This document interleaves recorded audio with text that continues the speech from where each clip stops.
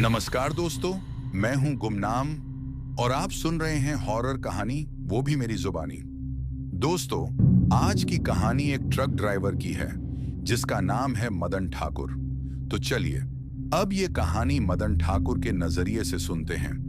लेकिन उससे पहले आप लोगों से एक छोटी सी शिकायत है। आप पूरी कहानी तो सुन लेते हैं लेकिन लाइक नहीं करते। इस बार मैंने आप लोगों से बहुत उम्मीद लगाई है कि आप इस वीडियो को जरूर लाइक करेंगे और चैनल को सब्सक्राइब करके अपना सपोर्ट भी दिखाएंगे। तो अब ज्यादा समय नहीं लेते, चलिए कहानी की शुरुआत करते हैं। मेरा नाम मदन ठाकुर है और मैं हिमाचल प्रदेश के एक छोटे से गांव रामपुर का रहने वाला हूं। ज्यादा लोग शायद मेरे गांव का नाम भी नहीं जानते होंगे, क्योंकि हमारे यहाँ ना कोई बड़ा बाजार है, ना कोई मॉल, न कोई कारखाना। बस एक सादगी भरी जिंदगी है। पहाड़, पेड़, नदी और पुराने रास्ते। और मेरी हालत वह भी कुछ खास नहीं है।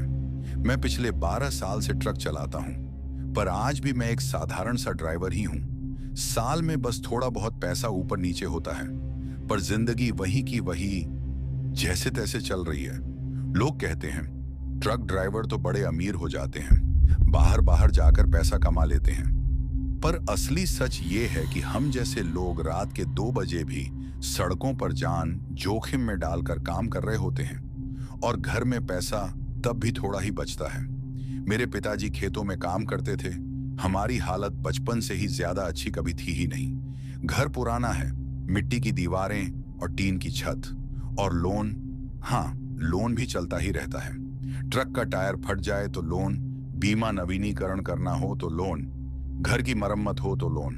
बस ये समझ लो, जिंदगी का हिसाब किताब कभी संतुलित ही नहीं होता। उस रात मैं और मेरा क्लीनर दोस्त भैरव प्रसाद रास्ता पकड़कर सांगला वैली की तरफ जा रहे थे। समय लगभग 1:45 हो चुका था। ठंड इतनी तेज थी कि सांस भी धुआं बनकर बाहर आ रही थी।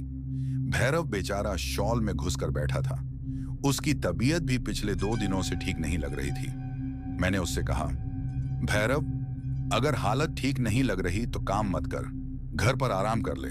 पर वह हमेशा की तरह बोला, अरे मदन भाई, गरीब आदमी सर्दी बुखार में काम न करे तो खाएगा क्या? इस एक लाइन में ही उसकी पूरी जिंदगी छिपी होती है। हम अब उस हिस्से में पहुंच चुके थे जिसे हिमाचल के लोग अंदर का रास्ता कहते हैं। अंदर का मतलब पेड़ ज्यादा, अंधेरा ज्यादा और आदमी कम। मैं हमेशा इस रास्ते को रात में टालता था। पता नहीं क्यों, पर यहाँ हमेशा एक अजीब सी हवा चलती है। एक ऐसी हवा जो कानों में सरसराहट जैसी आवाज करती है, जैसे कोई आपको देख रहा हो। उस रास्ते के बारे में ड्राइवरों में एक पुरानी बात मशहूर है, यहाँ एक प्रेत योनि भटकती है। पर मैं इन बातों पर कभी ध्यान नहीं देता। मेरी जिंदगी में पहले ही इतनी परेशानियां हैं कि भूत प्रेत के लिए जगह ही नहीं बचती। फिर अचानक ट्रक झटका खाकर उछला, जैसे नीचे से किसी ने जोर से धक्का दिया हो। मैंने स्टीयरिंग कसकर पकड़ा और ट्रक को नियंत्रण में रखा। अरे मदन भाई, ये क्या हुआ? भैरव घबराकर बोला। पत्थर होगा या गड्ढा, पता नहीं। मैंने सामान्य दिखने की कोशिश की, पर अंदर एक अजीब सा डर उठ रहा था, जैसे छाती के बीचों बीच कोई ठंडी गांठ जम गई हो। तभी खिड़की के पास से एक बहुत ठंडी हवा अंदर घुस गई। हिमाचल की ठंड अलग होती है, पर ये वाली ठंड कुछ और ही किस्म की थी। ये ठंड सिर्फ त्वचा को नहीं, अंदर तक, हड्डियों तक उतर रही थी। यार, ये खिड़की बंद नहीं हो रही। भैरव ने जोर लगाकर हैंडल पकड़ा, पर हवा फिर भी अंदर आ रही थी, जैसे कोई उस हवा को धकेल कर भीतर ला रहा हो। और फिर मैंने अपनी जिंदगी की सबसे अजीब चीज देखी। सड़क के किनारे कोई खड़ा था, एक आदमी, पर आदमी जैसा नहीं, सफेद, धूप में सूखकर मुरझाया हुआ। अंग बहुत पतले, चेहरा लगभग बिना आकार का। मेरा गला सूख गया, हाथ ठंडे पड़ गए। भैरव, तू भी देख रहा है ना? वह धीरे धीरे खिड़की से झांक कर देखता है और एक पल में उसके होंठ सूख जाते हैं। मदन भाई, ये कोई इंसान नहीं है। और तभी उस सफेद शरीर के ऊपर से एक साया सीधा ऊपर उठकर हवा में खड़ा हो गया, जैसे कोई धुआं, जैसे कोई आत्मा। फिर वापस उसके पीछे चिपक गया। मेरी सांसें अटक गईं। रीढ़ की हड्डी में बर्फ की तरह ठंड उतर गई। प्रेत योनि, वही जिसकी बातें ड्राइवरों से सुनता था, आज वो मेरे ट्रक के सामने खड़ी थी। उस पल हम दोनों चुप हो गए।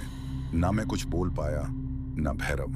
फिर अचानक ट्रक की छत पर आवाज आई, थक थक थक, जैसे कोई ऊपर चल रहा हो। मैं जम गया। भैरव का चेहरा सफेद पड़ गया। मदन भाई, यहां से निकलते हैं प्लीज। मैं कुछ कहने ही वाला था कि वह बिना चेहरे वाली सफेद आकृति गायब हो गई, ऐसे जैसे हवा में घुल गई। और उसके गायब होते ही मेरे साइड मिरर में कुछ सफेद हलचल दिखने लगी। एक साया, एक पतली सफेद आकृति हमारे ट्रक के साथ साथ चल रही थी। स्पीड बढ़ाओ तो भी, स्पीड कम करो तो भी, वह चीज मेरी खिड़की के समानांतर ही चल रही थी। मेरी सांसें रुक गईं और उस रात पहली बार लगा कुछ होने वाला है। मदन ने ट्रक का इंजन धीरे धीरे बढ़ाते हुए पहाड़ी रास्ते का तेज मोड़ अभी पार ही किया था कि अचानक धा बाहम ब्रेक की तेज आवाज पूरे घाटी में गूंज उठी। एक खूबसूरत लड़की काली साड़ी में लिपटी हुई बिल्कुल ट्रक के बीच रास्ते में आ खड़ी हुई थी। मदन का दिल एक पल के लिए थम सा गया। अरे बाप रे, ये बीच में कैसे आ गई? वह डर गया और तुरंत ब्रेक दबा दिया। ट्रक का अगला हिस्सा उस लड़की को हल्का सा छू गया और वह धप से जमीन पर गिर पड़ी। पीछे वाली सीट पर बैठा भैरव, जो हमेशा शांत रहता था, इस बार उसकी आवाज काफी तेज थी। मदन, नीचे मत उतरना, समझा? ये रात, ये पहाड़, ये जगह ठीक नहीं है। मदन ने घबरा कर कहा। अरे भाई, लड़की है बेचारी, जख्मी हो गई तो मैं देख कर आता हूं। भैरव ने फिर मना किया, इस बार और भी सख्त लहजे में। नहीं मदन, बोल दिया ना मत जा। इन पहाड़ों में रात को अजीब चीजें होती हैं, कई लोगों ने बताया है। पर मदन का दिल नहीं माना। भाई, इंसानियत भी कोई चीज होती है। और वह ट्रक का दरवाजा खोलकर नीचे उतर गया। हवा बहुत ठंडी थी, रास्ता बिल्कुल सुनसान और ऊपर से सिर्फ चांद की हल्की रोशनी पड़ रही थी। मदन आगे बढ़कर उस लड़की को हाथ से उठाता है। जैसे ही उसका चेहरा रोशनी में आया, मदन की सांस एक पल के लिए अटक गई। वह इतनी खूबसूरत, इतनी नाजुक, इतनी अलौकिक लग रही थी, जैसे इंसान नहीं, कोई परी, कोई अप्सरा या फिर पहाड़ों की कोई अनजान आत्मा। लड़की ने आंखें उठाकर धीरे से कहा, आप ठीक समय पर आ गए, वरना मैं यहां रात भर फंसी रहती। मदन ने पूछा, मैडम जी, आप कौन हो? इतनी रात को यहां पहाड़ों में क्या कर रही थी? और आप मेरे ट्रक के सामने कैसे आ गई? एक्सीडेंट हो जाता तो? लड़की ने लंबी सांस लेकर रास्ते के किनारे खड़ी कार की तरफ इशारा किया। मेरी गाड़ी खराब हो गई है, आप देखो, मैं लगभग 1 घंटे से यहां अकेली हूं। न कोई ट्रक, न कोई गाड़ी, न कोई इंसान यहां से गुजरा। आपके ट्रक की हेडलाइट देखी तो उम्मीद जगी, इसलिए मैं रास्ते पर आ गई। मदन ने उसकी बात सुनी, थोड़ा पिघल गया और थोड़ा हैरान भी हुआ। अच्छा मैडम, कोई बात नहीं, आप चलिए, हम आपको रास्ते तक छोड़ देंगे।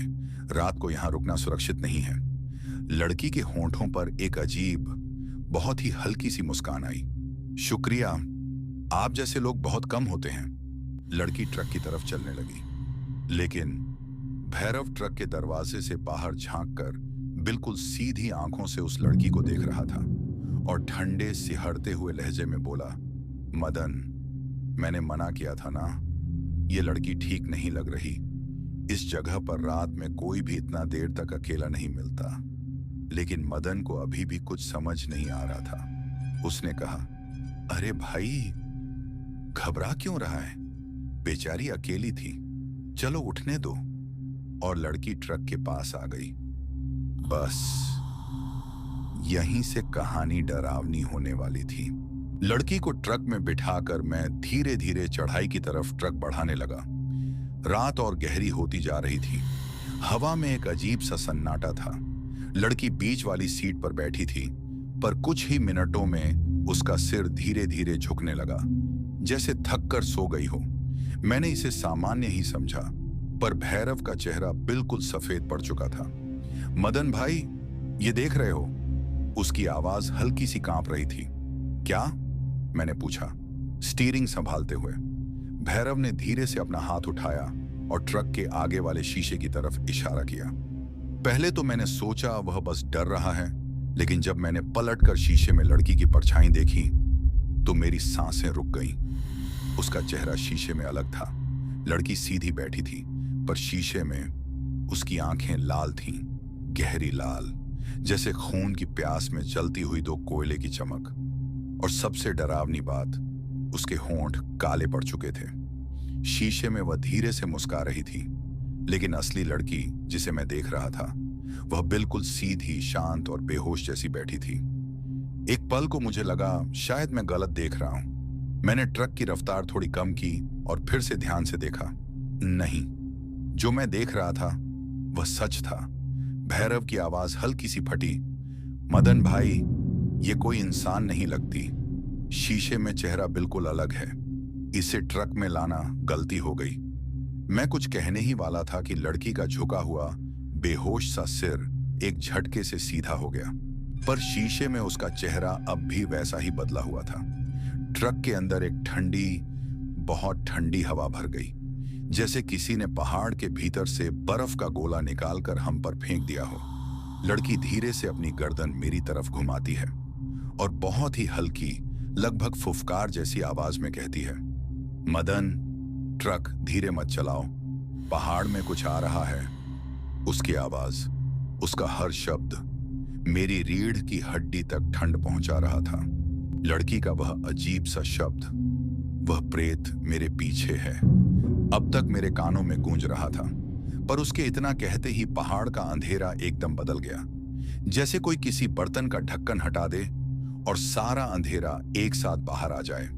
रास्ते के किनारे खड़े बड़े बड़े देवदार के पेड़ हवा में हिल भी नहीं रहे थे, पर उन पेड़ों के बीच से फुफकार जैसी आवाज आ रही थी, जैसे हवा नहीं, कोई जीव जैसा कुछ किनारे से हमें घूर रहा हो। मैंने स्टीयरिंग और कसकर पकड़ लिया। दिल धक धक कर रहा था, पर ट्रक को तेज चला रहा था, क्योंकि लड़की ने कहा था, ट्रक रोका तो सब खत्म। भैरव बेचारा सीट पर पीछे सरक कर बिल्कुल सिमट गया था। मदन भाई, ये क्या हो रहा है? ये पेड़, ये आवाज, हमें वापस चलना चाहिए। उसकी आवाज डर के मारे बहुत पतली हो गई थी। चुप रह भैरव, मैंने उसे धीरे से डांटा। इस वक्त ट्रक नहीं रोकना, चाहे कुछ भी हो। लड़की बिल्कुल सीधी बैठी थी, उसका चेहरा शांत था, पर उसके बालों के बीच एक अजीब अनजानी हवा चल रही थी। ट्रक के अंदर तो कोई हवा नहीं थी, फिर भी उसके बाल हिल रहे थे, जैसे किसी दीवार के ऊपर कोई नजर न आने वाला इंसान खड़ा हो और नीचे उतरने की कोशिश कर रहा हो। फिर मुझे आवाज सुनाई दी, ट्रक के पीछे से, पहाड़ के गहरे अंधेरे से, रास्ते के अगले मोड़ से, एक घटारी सी घरघराहट, ना इंसान की ना जानवर की। ऐसी आवाज जैसे जमीन के नीचे कोई भारी पत्थर घिस रहा हो, लेकिन वह आवाज हिलाती हुई थी। लड़की ने बिना पलक झपकाए कहा, वह आ गया। उसकी आवाज बिल्कुल ठंडी, बिल्कुल सीधी, पर उसमें जरा भी डर नहीं था। डर तो हम दोनों में था, मैं और भैरव। मैंने शीशे में झांक कर देखा, पिछले मोड़ पर थोड़ा सा अंधेरा हिला। हाँ, अंधेरा हिला, जैसे अंधेरे की कोई दीवार जिंदा होकर चल रही हो। मेरे हाथ स्टीयरिंग पर पसीने से फिसलने लगे। कौन आ गया? मैंने हिम्मत जुटाकर पूछा। लड़की ने धीरे से वही शब्द बोले जिन्होंने मेरी छाती में कांप उतार दी, प्रेत योनि। उसका चेहरा सीधा था, पर उसकी आंखों में कुछ छिपा हुआ था, जैसे वह उस प्राणी को बहुत अच्छी तरह जानती हो। और फिर पहाड़ की हवा एकदम रुक गई। पूरे रास्ते का सन्नाटा ट्रक के केबिन में घुस आया। पीछे से आने वाली वह घुटन भरी, गुटारी सी आवाज हर सेकंड और तेज होती जा रही थी, जैसे कोई भारी हड्डी पत्थरों पर घसीट रहा हो। ट्रक की पूरी बॉडी दर दर करके हिलने लगी। भैरव सीधे सीट को पकड़कर उसे चिपक गया। मदन भाई, ये पीछे क्या चल रहा है? ये ट्रक खुद नहीं हिल रहा, इसे कोई और हिला रहा है। कसम से कहूं, मेरे हाथ स्टीयरिंग पर जकड़ गए थे। ऐसा लगा अगर अभी ब्रेक लगा दिया तो ट्रक नहीं, हम रुक जाएंगे। और तभी एक अजीब सी अनुभूति हुई। ऐसा लगा जैसे कंधे के पीछे कोई सांस ले रहा हो और सीने में उठती ठंड ऊपर गले तक पहुंच गई।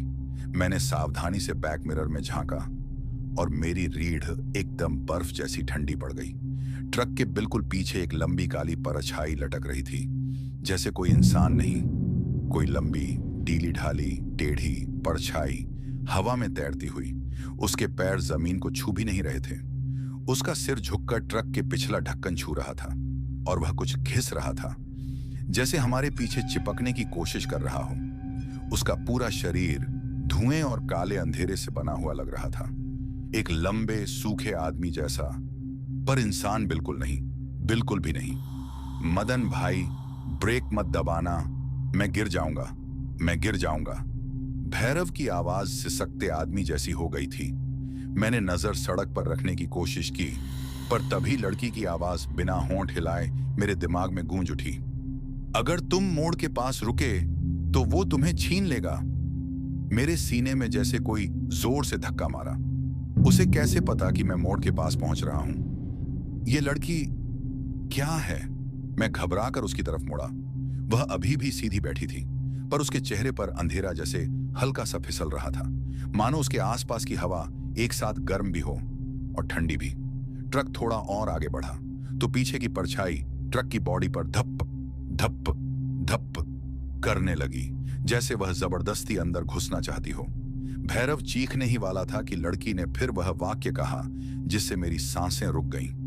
वो मुझे चाहता है, पर पहले तुम दोनों को। स्टीयरिंग मेरे हाथ में हल्का सा डगमगाया।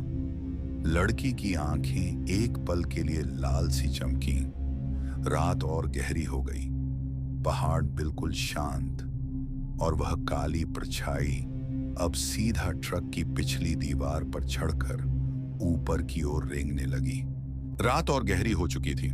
मैं, निखिल शर्मा, उस टूटे हुए मंदिर के अंधेरे से निकलकर फिर से जंगल के बीच आ गया था। हवा में अब वह अजीब सी ठंड भर चुकी थी, जैसे कोई अपनी सांस रोककर बहुत दूर से मुझे लगातार देख रहा हो। मैंने धीरे से पीछे मुड़कर देखा। एक लंबा सा साया, जैसे हवा में पैरों के बल उल्टा लटका हो, पेड़ के तने से चिपका खड़ा था। उसका चेहरा अभी भी धुंधला था, लेकिन उसकी लाल आंखें रात में जलते हुए अंगारों की तरह चमक रही थीं। उसने अपनी वहीं खींचती हुई दम घोंट देने वाली आवाज में कहा, निखिल लल, मंदिर से निकल आए, अब वापस कैसे जाओगे? मेरी रीढ़ की हड्डी तक बर्फ जैसी ठंड उतर गई। वह लंबा साया अपनी गर्दन टेढ़ी करता है, ऐसे जैसे किसी ने हड्डी मरोड़कर घुमा दी हो, और वह सीधा मेरी तरफ बढ़ने लगता है। उसके पैर जमीन को छू भी नहीं रहे।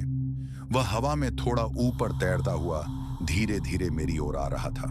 मैं डर के मारे पीछे हटने लगा, लेकिन मेरी पीठ के पीछे जंगल के अंदर कुछ और भी हिल रहा था। अब समझ ही नहीं आ रहा था, इसे देखकर भागूं या जंगल के और गहरे अंधेरों में छुप जाऊं। मैं अब भी उस लंबे साए को देख रहा था, जो पेड़ के तने से चिपका हुआ धीरे धीरे मेरी तरफ हवा में लटके हुए आ रहा था।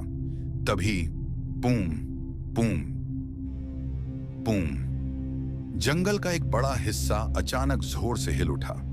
पेड़ों की शाखाएं ऐसे कांपने लगीं मानो कोई अनजाना बहुत विशाल प्राणी उनके बीच से जबरदस्ती रास्ता बना रहा हो। पत्तों की खरखर, टहनियों की चरचर और बीच बीच में जमीन के नीचे से उठती हुई घूर घूर जैसी गहरी आवाज। समझ ही नहीं आ रहा था यह आवाज उसी लंबे साए की थी या कोई तीसरा, उससे भी कहीं ज्यादा खतरनाक प्राणी जंगल में जाग चुका था। एक पल के लिए वह लटकता हुआ साया भी ठिठक गया। उसने अपना सर थोड़ा टेढ़ा किया और हिलते हुए पेड़ों की तरफ देखने लगा, जैसे उसे भी वहां कुछ देखकर डर लगा हो। मैंने धीरे से पीछे कदम रखा और तभी पेड़ों के बीच से एक भयानक सा दूसरा साया बस 2 कदम के लिए दिखा और तुरंत घने अंधेरे में गायब हो गया। वह साया इंसान तो बिल्कुल नहीं लग रहा था। उसकी ऊंचाई, उसका आकार कुछ भी सामान्य नहीं था। उस लंबे हवा में लटके हुए साए ने घूरते हुए मेरी तरफ देखा, जैसे कह रहा हो, अब तुम दोनों से बच नहीं सकोगे। मेरी सांसें रुक गईं। जंगल में अब 2 अलग अलग डरावनी चीजें चल रही थीं और मैं उन दोनों के बीच फंसा हुआ था। रात और गहरी हो गई थी। पेड़ों, हवा और पूरे पहाड़ का अंधेरा एक अजीब सी बर्फीली ठंड में लिपट चुका था। ट्रक के अंदर वह लड़की बिल्कुल शांत बैठी थी, लेकिन जैसे ही हम धीरे धीरे मुड़कर एक तेज मोड़ लेते हैं, उसका चेहरा अचानक जोर से हिलता है और फिर धड़ाक उसका असली रूप सामने आ गया। मेरी और भैरव की सांस वहीं अटक गई। वह लड़की जो कुछ मिनट पहले तक एक खूबसूरत मासूम इंसान लग रही थी, अब उसका चेहरा पूरी तरह बदल चुका था। लाल जलती हुई आंखें, काला सा धुंधला चेहरा और चेहरे के नक्श ऐसे बिगड़े हुए जैसे कोई परछाई की गहराई से निकली हो। वह बिल्कुल उसी प्रेत योनि की तरह दिखने लगी जिसका डर पूरे पहाड़ में फैला हुआ था।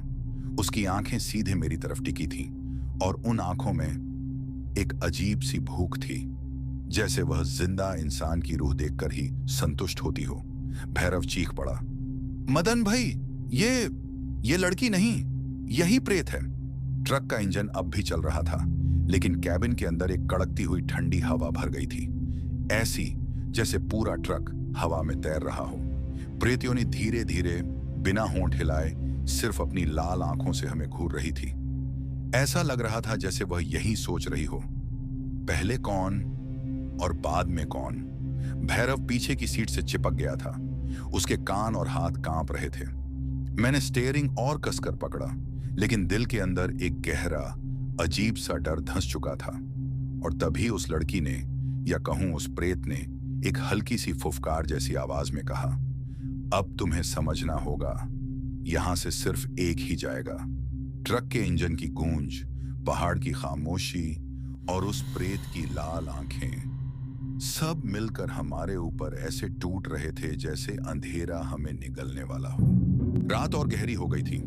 ट्रक का इंजन बस घर घर कर रहा था और पहाड़ का अंधेरा हमारे आसपास एक गहरा डरावना साया बन चुका था। लड़की नहीं, प्रेत योनि अब अपने असली रूप में पूरी तरह सामने थी। उसकी लाल आंखें, काले होंठ और हवा में हिलते बाल, सब कुछ इतना भयानक था कि मेरी सांसें जैसे रुक सी गईं। और फिर भैरव की तरफ एक तेज झटका। प्रेत योनि ने अपने लंबे पतले हाथ को सीधे भैरव की तरफ फैलाया।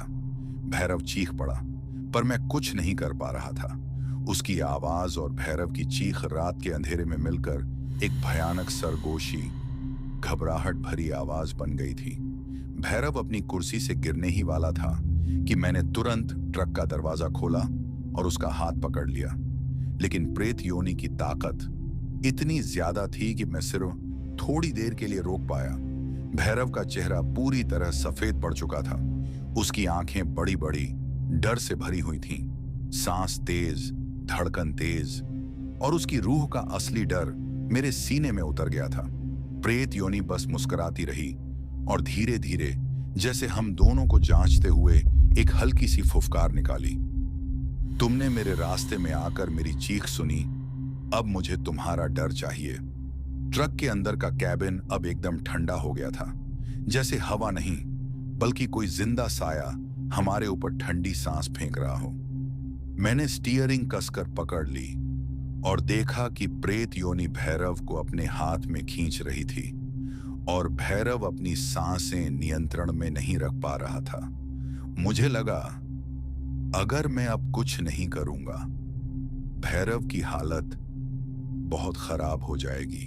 प्रेत योनि ने अपना हाथ भैरव पर फैलाया और फिर एक जोरदार झटके से भैरव को पहाड़ों के अंधेरे में खींच लिया। भैरव चीख रहा था, लेकिन वह आवाज रात के अंधेरे में घुल गई, जैसे कोई उसकी चीख को निगल रहा हो। मैंने तुरंत ट्रक रोका और डर के मारे पूरा शरीर कांप रहा था। दिल तेजी से धड़क रहा था और मैं सिर्फ एक ही चीज सोच रहा था, भैरव को बचाना है। मैं ट्रक से कूदकर पीछे की तरफ भागा, पर अचानक एक अजीब सी शक्ल मेरी राह में आ गई। एक अघोरी खड़ा था। उसके बाल जटिल जाले जैसे थे, चेहरा धूल और काले तेल से भरा हुआ, और उसकी आंखें धीरे धीरे चमक रही थीं। रुको, ट्रक वाला! उसकी आवाज पहाड़ में गूंज रही थी, जैसे पूरा पहाड़ कांप उठा हो। तुम बाहर मत जाओ, अंदर आओ। मैं घबराकर रुक गया और अघोरी ने मुझे हाथ से अंदर बुलाया। अंधेरा कैबिन में फैल गया और ट्रक के इंजन की खर खर आवाज थोड़ी धीमी पड़ गई। अघोरी ने धीरे से कहा, ये जो लड़की तुम्हारे सामने बैठी है, ये प्रेत योनि है। पहले इंसानों के साथ खेलती थी और अब वह भैरव जैसे मजबूत इंसानों को भी अपना शिकार बना रही है। मैं डर के मारे सिर झुका लिया और पूरे ट्रक का माहौल अब और भी भयानक हो गया। अघोरी ने फिर कहा, तुम जैसे लोगों के लिए सिर्फ एक ही रास्ता है, ट्रक में रहना, वरना तुम भी वहां जा सकते हो जैसे तुम्हारा दोस्त। मेरे हाथ पैर और पूरे शरीर में ठंड घुस गई। मैं बस एक पल के लिए सोच रहा था, भैरव अब कहां है, क्या होगा, और ये प्रेत योनि क्या सच में इंसान नहीं है? ट्रक के अंदर मैं अब भी कांप कांप कर बैठा था। भैरव की चीख अब भी पहाड़ों के अंधेरे में गूंज रही थी और प्रेत योनि का असली रूप अब भी मेरी आंखों के सामने था। लाल आंखें, काले होंठ और हवा में हिलते बाल। अघोरी ने मुझे धीरे से देखा और एक अजीब सी घूमती हुई आवाज में कहा, मदन, तुम समझ रहे हो कि तुम कहां फंस गए हो? ये लड़की प्रेत योनि सिर्फ शिकार करने के लिए है और जो भैरव के साथ हुआ वो अभी बस शुरुआत है। मैंने कुछ बोलने की कोशिश की पर मेरे होंठ सूख गए थे। अघोरी ने मुझे हाथ से धीरे से धक्का दिया और बोला, तुम्हारे लिए एक टेस्ट है। अगर तुम इस प्रेत योनि को समझकर धैर्य और श्रद्धा के साथ काम नहीं करोगे तो तुम भी उसके शिकार बन जाओगे। इसलिए ट्रक में अंदर ही रहना, बाहर जाने की हिम्मत मत करना। मैं सिर्फ हाँ में सिर हिला सका। मेरा दिल धड़क रहा था। पूरे ट्रक में एक अजीब सी ठंड भर गई। प्रेत योनि अब भी ट्रक के बाहर खड़ी थी। उसकी लाल आंखें मुझे घूर रही थीं, पर उसके रूप और तेज हो गए थे और उसके आसपास का अंधेरा अब लगभग जिंदा लग रहा था। अघोरी ने फिर से कहा, देखो मदन, ये लड़की सिर्फ अपनी भूख नहीं मिटाती, ये तुम्हारे अंदर के डर को भी समझती है। अगर तुम धीरे से और धैर्य से काम करोगे, शायद तुम भैरव को बचा सको। मेरा दिल तेज तेज धड़क रहा था। मुझे समझ नहीं आ रहा था कैसे धैर्य रखूं और कैसे भैरव को बचाऊं जब पूरा पहाड़ और जंगल प्रेत योनि के कंट्रोल में लग रहा था। और तभी प्रेत योनि ने एक हल्का सा हंसना किया जो पूरे अंधेरे में घुंघरू और फुफकार में बदल गया। प्रेत योनि ट्रक के बाहर खड़ी थी। उसकी लाल आंखें अंधेरे में जल रही थीं और उसके चेहरे पर वही अजीब सी मुस्कान जैसे किसी को दर्द में तड़पते देखकर खुशी मिलती हो। अघोरी ने मुझे रोक रखा था, लेकिन प्रेत योनि ने एक पल में अपनी गर्दन टेढ़ी की और अचानक एक तेज झटके से भैरव को और गहरी पहाड़ियों में खींच लिया। मेरे कानों में सिर्फ भैरव की हल्की सी दबी हुई चीख गूंज रही थी, मदान। वह चीख जितनी कमजोर होती गई उतना मेरा दिल धीरे धीरे डूब रहा था। अघोरी ने गुस्से में लंबी सांस छोड़ी और दांतों को भेंचकर बोला, वह उसे और अंदर ले जा रही है, पहाड़ियों के उस हिस्से में जहां इंसान का कदम कभी ठीक से नहीं पड़ा। मुझे लगा मेरा सीना फट रहा है। भैरव, मेरा साथी, मेरा दोस्त, पहाड़ियों में गायब हो रहा था और प्रेत योनि ट्रक के आसपास गोल गोल घूमती हुई जैसे मुझे चिढ़ाते हुए निकल रही हो। फिर एक लंबी छलांग के साथ पहाड़ी के घाटी की तरह अचानक गायब हो गई। अघोरी ने तुरंत ट्रक का दरवाजा बंद कर दिया और चिल्लाकर बोला, उसका पीछा कर, बस ट्रक में रहकर अंदर से बाहर उतरेगा तो तुम भी नहीं बचोगे। मेरा हाथ स्टीयरिंग पर ठीक से टिक नहीं रहा था, पर मैंने इग्निशन दिया। ट्रक जोर से हिलकर चालू हुआ और मैंने पहाड़ी रास्ते में ट्रक घुमा दिया। अंधेरा इतना गहरा था कि हेडलाइट्स भी सिर्फ कुछ कदम तक ही देख पा रही थी, लेकिन प्रेत योनि की हल्की सी लाल चमक पहाड़ियों के अंधेरे में आगे आगे भागती दिख रही थी। अघोरी मेरे पास बैठा था, अपने हाथ में कुछ बीज और भस्म दबोचकर कुछ मंत्र जप रहा था। उसके होंठ सूख गए थे और उसकी आवाज में एक अजीब सा डर था, जैसे प्रेत योनि का पीछा करना उसके लिए भी आसान नहीं था। ट्रक पहाड़ी के अंदर और अंदर बढ़ रहा था और अब हवा में एक अजीब सी बदबू फैल गई थी, मिट्टी और सड़ी हुई लाश जैसी। अघोरी ने धीरे से कहा, मदन, तैयार रहना, जहां वह जा रही है वहां इंसान की रूह अकेली हो जाती है। मैं अपना गला सूखते हुए बोला, भैरव को कुछ नहीं होगा, मैं उसे ला दूंगा। अघोरी ने मेरी तरफ देखा और बस एक ही लाइन बोली, बस दुआ कर कि वह अब भी जिंदा हो। ट्रक आगे बढ़ रहा था और प्रेत योनि की लाल चमक अब तेज हो रही थी, जैसे वह हमें अंधेरे के पेट में ले जा रही हो। ट्रक का इंजन धीरे धीरे पहाड़ी के अंधेरे में घुस रहा था। हवा में बर्फ जैसी ठंडक थी, पर फिर भी मेरे माथे पर पसीना बह रहा था। अघोरी अपनी माला पकड़कर मंत्र बोल रहा था और मैं बस एक ही चीज सोच रहा था, भैरव तू कहां है? हेडलाइट्स पहाड़ियों की कच्ची मिट्टी को चीरती जा रही थीं, जब अचानक मदन! हड्डियां हिला देने वाली चीख बिल्कुल एकदम पास से सुनाई दी। मेरी सांस वहीं रुक गई। मैं ब्रेक पर पैर रखते रखते सन्न रह गया। अघोरी ने एक झटके में मेरा हाथ पकड़ लिया। रुक जा, उधर मत देखना। पर भैरव की आवाज थी। मैं हिचकी रोकते हुए बोला। अघोरी ने मेरी आंखों में सीधा देखा। उसकी आंखें लाल हो रही थीं, जैसे किसी ने उसके दिल में डर का तीर घुसा दिया हो। जिसकी आवाज तूने सुनी वह भैरव नहीं था। मैं समझ ही नहीं पाया। प्रेत योनि तेरी यादों से खेल रही है, तेरी कमजोरी से। वह तेरी जान इस तरह लेगी कि तुझे लगे तू अपने दोस्त के लिए खुद मौत में चल रहा है। मैं कांप गया, पर चीख फिर आई, इस बार ट्रक के बिल्कुल बगल से। मदान भाई, बचा ले मुझे। इस बार आवाज इतनी सच्ची, इतनी असली, इतनी भैरव जैसी थी कि मेरी आंखों में आंसू आ गए। मैं दरवाजा खोलने ही वाला था, पर अघोरी ने मेरा हाथ इतनी जोर से पकड़ा कि मेरे हाथों की हड्डियां दर्द करने लगी। मदन, तेरा दोस्त जिंदा होगा तो इसी दुनिया में मिलेगा। यह आवाज तेरे अंदर घुसकर तुझे खुद अपना शिकार बनाने के लिए बनाई गई है। ट्रक के बाहर सन्नाटा, फिर पत्थर गिरने की हल्की सी आवाज, फिर मदान, यहीं हूं, पीछे। मेरी गर्दन अपने आप मुड़ने लगी, पर अघोरी ने तुरंत अपने होंठों से मंत्र पढ़कर मेरे कान में फूंक मारा। मेरी गर्दन एक झटके से रुक गई। वह तेरी सोच को खींच रही है। वह चाहती है कि तू ट्रक से उतर जाए। एक बार उतर गया ना, फिर न तेरा ट्रक मिलेगा, न तेरी लाश। मेरी सांसें तेज हो रही थीं। पहाड़ी हवा में एक अजीब सी घंटी की आवाज भी आ रही थी, जैसे किसी हवेली में लटकी पुरानी घंटी हिल रही हो। फिर ट्रक की छत पर किसी ने इतनी जोर से हाथ मारा कि पूरा कैबिन हिल गया। मेरी धड़कन गले तक आ गई। अघोरी ने अपना त्रिशूल पकड़ा और धीरे से बोला, अब वह हम तक आ रही है। अघोरी का यह कहना था, और कैबिन के पीछे की खिड़की पर एक लंबी सांस। हाँ, एक औरत की सांस अंदर आती हुई महसूस हुई। मैं धीरे से मिरर में देखा और मेरा दिल वहीं रुक गया। एक काले बाल की लट खिड़की के कोने से अंदर घुस रही थी।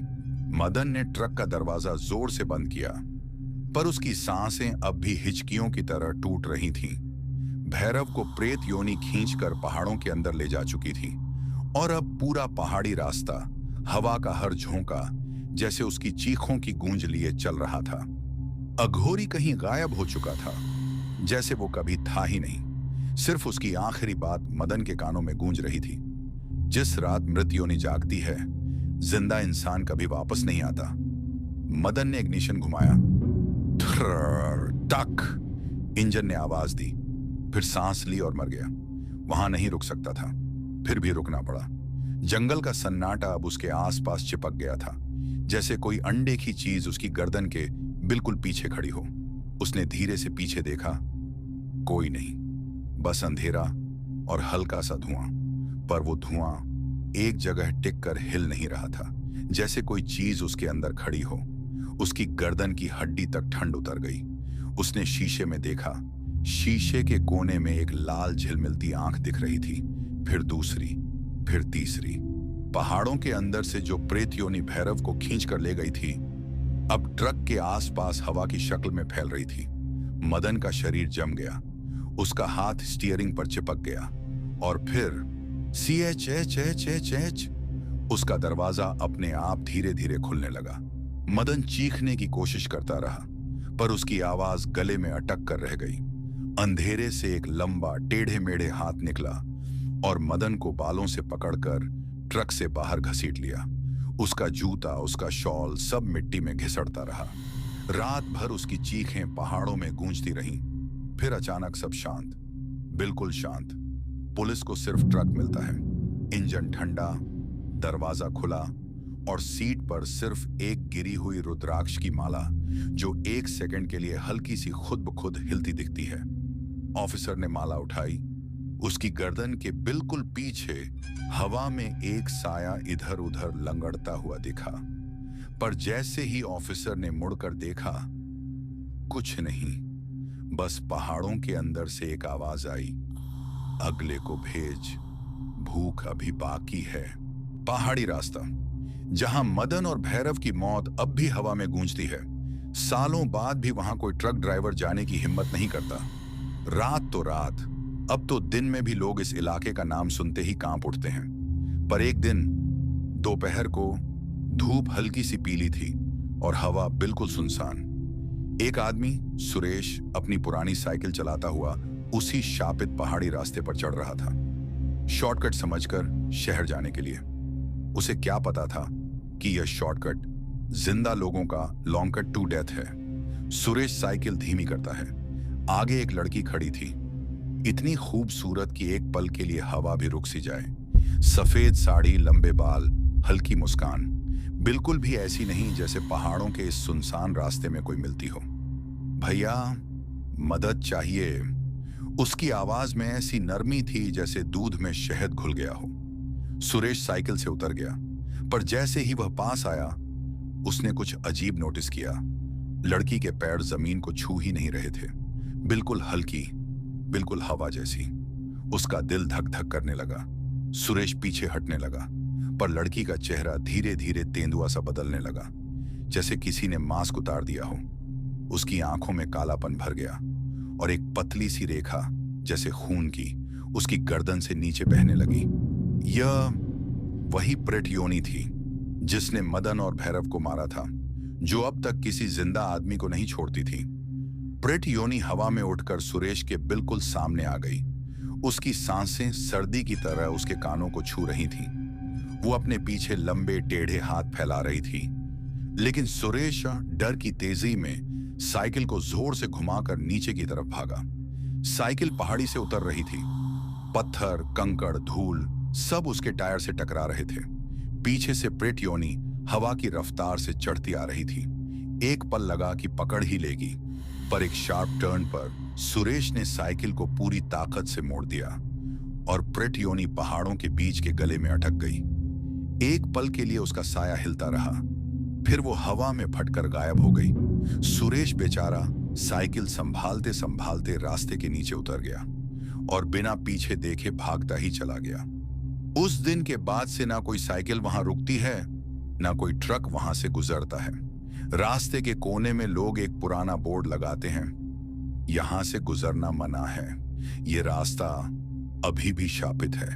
रात को कभी कभी हवा में एक हंसी गूंजती है, एक लड़की की जो सिर्फ उन्हें बुलाती है, जो अकेलेपन में सफर करते हैं और शिकार करती रहती है इसी पहाड़ों में आज भी। पहाड़ी रास्ता, जहां मदन और भैरव की मौत आज भी हवा में गूंजती है। सालों बीत जाने के बाद भी वहां कोई ट्रक ड्राइवर जाने की हिम्मत नहीं करता।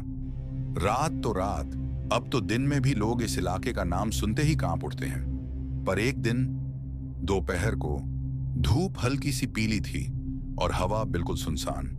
एक आदमी, सुरेश, अपनी पुरानी साइकिल चलाता हुआ उसी शापित पहाड़ी रास्ते पर चढ़ रहा था, शहर जाने के लिए। उसे शॉर्टकट समझकर, उसे क्या पता था कि यह शॉर्टकट जिंदा लोगों के लिए मौत का लंबा रास्ता है। सुरेश ने साइकिल धीरे की। आगे एक लड़की खड़ी थी, इतनी खूबसूरत कि एक पल के लिए हवा भी रुक सी जाए। सफेद साड़ी, लंबे बाल, हल्की सी मुस्कान, बिल्कुल भी वैसी नहीं जैसी पहाड़ों के इस सूने रास्ते में कोई मिलती हो। भैया, मदद चाहिए। उसकी आवाज में ऐसी नरमी थी जैसे दूध में शहद घुल गया हो। सुरेश साइकिल से उतर गया, पर जैसे ही वह पास आया, उसने कुछ अजीब देखा। लड़की के पैर जमीन को छू ही नहीं रहे थे, बिल्कुल हल्की, बिल्कुल हवा जैसी। उसका दिल धक धक करने लगा। सुरेश पीछे हटने लगा, पर लड़की का चेहरा धीरे धीरे तेंदुए जैसा बदलने लगा, जैसे किसी ने चेहरा उतार दिया हो। उसकी आंखों में कालापन भर गया और एक पतली सी लाल रेखा जैसे खून की उसकी गर्दन से नीचे बहने लगी। यह वही प्रेत योनि थी जिसने मदन और भैरव को मारा था, जो अब तक किसी जिंदा आदमी को नहीं छोड़ती थी। प्रेत योनि हवा में उठकर सुरेश के बिल्कुल सामने आ गई। उसकी सांसें बर्फ की तरह सुरेश के कानों को छू रही थीं। वह अपने पीछे लंबे टेढ़े हाथ फैलाती जा रही थी, लेकिन सुरेश ने डर के अचानक झटके में साइकिल को जोर से घुमाया और नीचे की ओर भाग पड़ा। साइकिल पहाड़ी से फिसलती जा रही थी।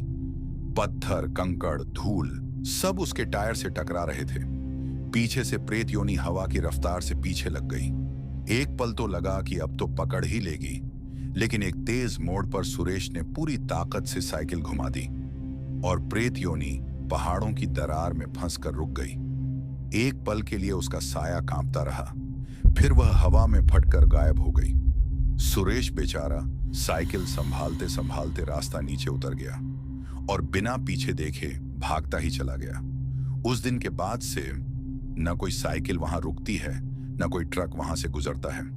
रास्ते के किनारे लोग एक पुराना बोर्ड लगाते हैं, यहां से गुजरना मना है। यह रास्ता अभी भी शापित है।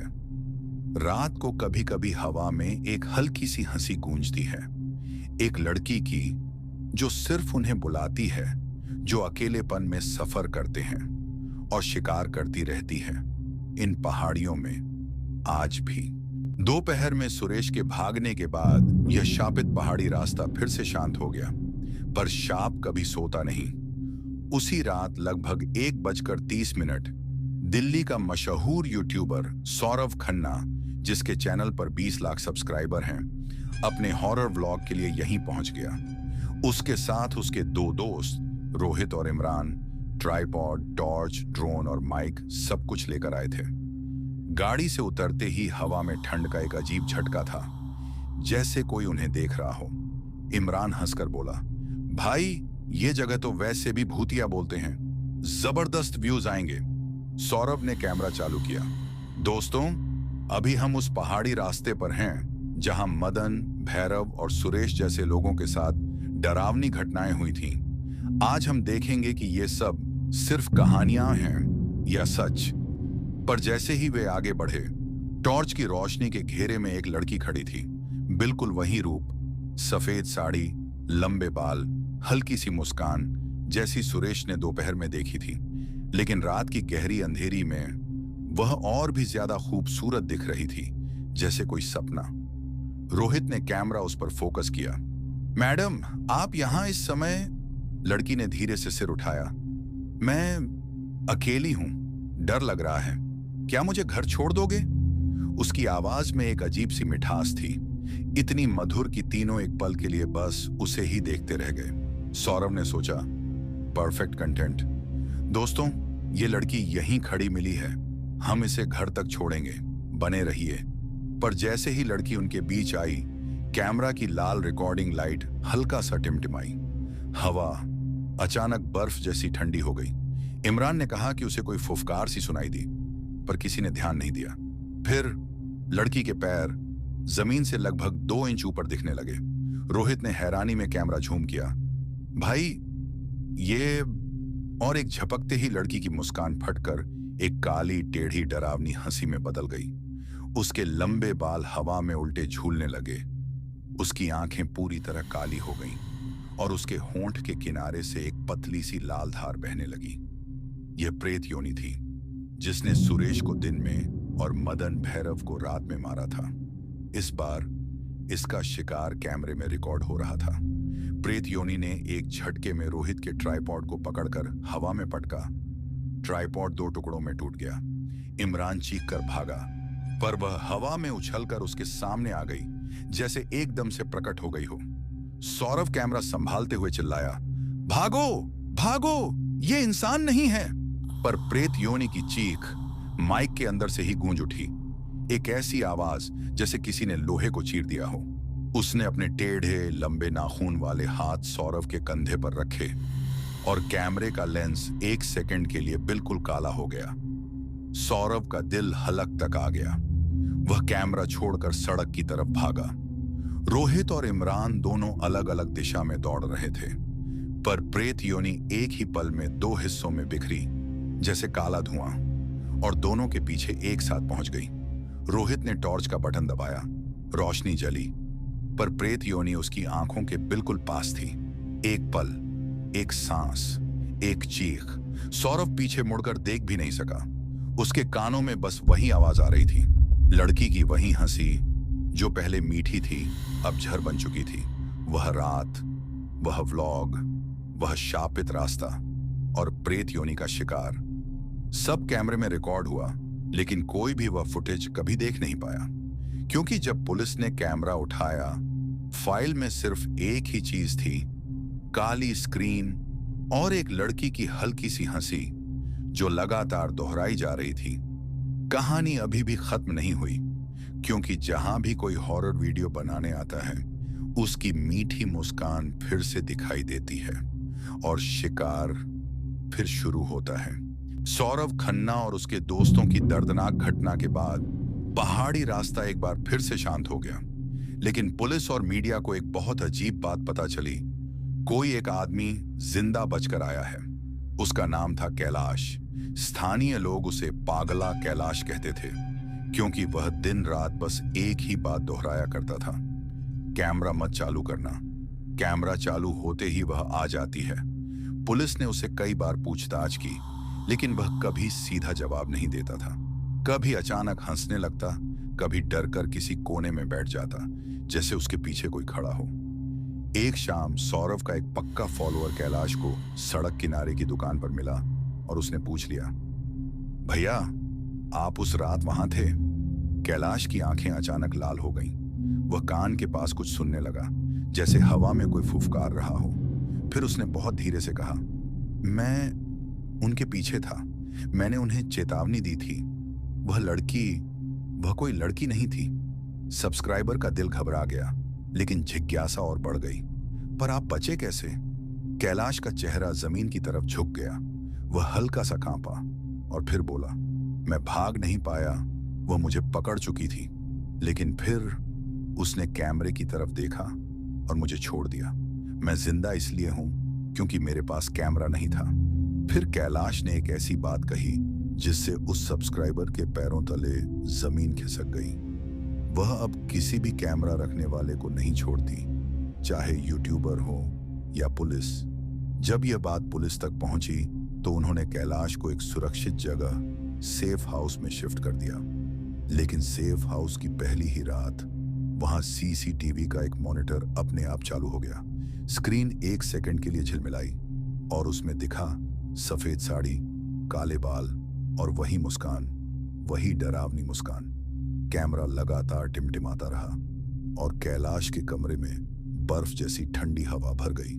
वह चिल्लाते हुए दौड़ने लगा, वह आ गई, वह आ गई, कैमरा चालू हो गया। लेकिन जब गार्ड कमरे में पहुंचे, कैलाश वहां नहीं था। बस एक ही चीज बची थी, दीवार पर खून से लिखा एक वाक्य, अगले शिकार का नाम S. खाना। नाम अधूरा था, लेकिन पुलिस समझ गई वह वापस आ रही है और इस बार किसी के पास बचने का कोई रास्ता नहीं होगा। कैलाश को सेफ हाउस से गायब हुए 3 दिन हो चुके थे। पुलिस उलझन में थी। सौरभ खन्ना लापता था और प्रेत योनि की झलकियां लगातार बढ़ रही थीं। एक रात इंस्पेक्टर अरविंद को एक एन्क्रिप्टेड ईमेल मिला। उसमें सिर्फ एक ही लाइन लिखी थी, उसका कैमरा ढूंढो। ईमेल किसने भेजा, कैसे भेजा, कहां से भेजा, कोई भी सुराग नहीं। फिर जंगलों में तलाश शुरू हुई और लगभग 6 किलोमीटर नीचे खाई में पुलिस को सौरभ का टूटा हुआ कैमरा मिला। कैमरा लगभग नष्ट हो चुका था, लेकिन मेमोरी कार्ड बिल्कुल सुरक्षित था। उस रात मीडिया लैब में इंस्पेक्टर ने फुटेज चलाने की कोशिश की। स्क्रीन झिलमिलाई, स्टैटिक आया और फिर कैलाश स्क्रीन पर दिखाई दिया। वह कैमरे के बिल्कुल पास झुककर बोल रहा था, मैं उन्हें चेतावनी देने नहीं आया था, मैं तो बस उन्हें यहां लाना चाहता था। इंस्पेक्टर सन्न खड़ा रह गया। कैलाश का चेहरा धीरे धीरे बदलने लगा, आंखों में काला धुआं भर गया और उसकी हंसी बिल्कुल प्रेत योनि जैसी हो गई। मैं उसका पहला शिकार था, लेकिन उसने मुझे मारा नहीं, कैलाश ने फुसफुसाकर कहा। वह मुझे इस्तेमाल करती है अपने लिए नए शिकार ढूंढने के लिए। स्क्रीन पर एक और क्लिप चली, ड्रोन फुटेज का जम आउट। कैलाश कैमरा उठाकर बोल रहा था, सौरव जैसे लोग जो कैमरे के पीछे सच तलाशते हैं, वे उसके लिए सबसे बड़ा भोजन है। स्क्रीन फिर झपकी और पूरी तरह काली हो गई। इंस्पेक्टर ने कार्ड निकालने की कोशिश की, लेकिन स्क्रीन अचानक से फिर चालू हो गई। इस बार कैलाश के ठीक पीछे प्रेत योनि खड़ी थी। उसकी लंबी टेढ़ी उंगली कैलाश के कंधे पर थी और उसके चेहरे पर वही मीठी मुस्कान थी, वही जिसने सौरभ को फंसा लिया था। कैलाश ने कैमरे की ओर देखकर आखिरी बार कहा, अगले शिकार का नाम पूरा हो गया। स्क्रीन ब्लिंक हुई, नाम सामने उभरा, सोराव खाना। मार्क्ड इंस्पेक्टर घबराकर चिल्लाया, कैमरा बंद करो, अभी बंद करो। लेकिन अब बहुत देर हो चुकी थी। कमरे की सारी सीसीटीवी स्क्रीनें एक साथ चालू हो गईं। मॉनिटर पर सफेद साड़ी की परछाइयां दिखने लगीं, एक, फिर 2, फिर 10, और एक सिहरन भरी औरत की हंसी पूरे कमरे में गूंज उठी। वह आ रही है। अचानक सारी लाइटें बंद हो गईं। इंस्पेक्टर ने आखिरी चीज जो देखी, कैमरे के कांच में अपनी परछाई के पीछे प्रेत योनि उसी मुस्कान के साथ खड़ी थी। अगली सुबह पूरा लैब खाली मिला, फुटेज गायब, सिस्टम बंद, और वहां कोई इंसान मौजूद नहीं था। बस एक पुरानी डायरी पड़ी थी जिसमें कैलाश ने लिखा था, प्रेत योनि कैमरे में नहीं, कैमरे के पीछे रहती है। हाईवे अब बंद कर दिया गया है, लेकिन रात को कभी कभी गाड़ी का डैश कैम अपने आप चालू हो जाता है और एक मीठी हंसी स्टैटिक के बीच गूंजती है। शाप अभी भी जारी है और कैलाश अभी भी कैमरे के सामने दिखाई देता है। शापित हाईवे बंद होने के कुछ हफ्ते बाद दिल्ली में एक टेक स्टोर के मालिक को सेकंड हैंड कैमरे के बॉक्स में एक मेमोरी कार्ड मिला। उसने जिज्ञासा में कार्ड लगाया और उसमें एक छुपा हुआ लॉक्ड फोल्डर था जिसका नाम था ASK_LastCut.MP4। स्टोर मालिक ने फाइल खोली और जो उसने देखा वह आज तक किसी इंसान ने नहीं देखा था। कैमरा जमीन पर पड़ा था, लेंस थोड़ा फटा हुआ, लेकिन रिकॉर्डिंग चालू थी। जैसे ही क्लिप चलती है, सौरभ खन्ना भागते हुए फ्रेम में आता है। उसका चेहरा पूरी तरह डर से भरा हुआ, सांसें तेज। साहिल, आकाश, कहां हो तुम? सौरभ चिल्लाता है। पीछे पहाड़ियों की तरफ से एक पतली, ठंडी, मीठी सी हंसी गूंजती है, जैसे उबलते दूध में कोई बर्फ घोलकर हंस रहा हो। सौरभ कैमरा उठाता है और बोलता है, जो भी ये देख रहा है, अगर ये फुटेज मिल जाए, कृपया मत आना यहां। कैमरा बुरी तरह हिलता है। सौरभ पीछे मुड़कर कांपती आवाज में बोलता है, वह लड़की नहीं है। तभी फ्रेम धुंधला होता है और दूर एक सफेद आकृति दिखाई देती है। सफेद साड़ी हवा में हिल रही है। सौरभ कैमरा झूम करता है और झूम होते ही प्रेत योनि एक ही पल में बिल्कुल लेंस के सामने आ जाती है। पूरी स्क्रीन पर सिर्फ उसका चेहरा, काले होंठ, लाल आंखें और एक टेढ़ी, डरावनी मुस्कान। सौरभ, वह फुसफुसाती है। कैमरा का सिग्नल टूटता है। क्लिप ब्लैक स्क्रीन पर चली जाती है, लेकिन यही अंत नहीं है। ब्लैक स्क्रीन के बाद रिकॉर्डिंग दोबारा शुरू होती है। इस बार फ्रेम में सौरभ बिल्कुल शांत खड़ा है। उसकी आंखें पूरी सफेद हो चुकी हैं। उसके पीछे सफेद साड़ी की परछाइयां हिल रही हैं। सौरभ धीरे धीरे कैमरे के पास आता है और एक ही लाइन बोलता है, अब कैमरा मेरा नहीं, हमारा है। क्लिप अचानक कट हो जाती है। फोल्डर खुद ब खुद डिलीट हो जाता है और लैपटॉप का वेबकैम अपने आप चालू होकर रिकॉर्डिंग शुरू कर देता है। स्टोर मालिक की चीख आखिरी आवाज होती है। उस रात के बाद दिल्ली में कई लोगों ने रिपोर्ट किया कि उनके फोन और लैपटॉप के कैमरे 1 मिनट के लिए अपने आप ऑन हो गए। कुछ स्क्रीन पर सफेद साड़ी वाली एक धुंधली परछाई स्पष्ट दिखी और यूट्यूब पर एक नया रहस्यमय चैनल बना, ASK_Unfinished Vlogs, जिस पर सिर्फ एक वाक्य लिखा है, नेक्स्ट अपलोड आपकी बारी। तो मेरे प्यारे दोस्तों, आज की ये डरावनी और सच्ची कहानी यहीं खत्म होती है। लेकिन मैं इस चैनल में आप लोगों के लिए हर दिन एक अनोखी और सच्ची ट्रक ड्राइवर की आप बीती और कहानी लेकर आता हूं।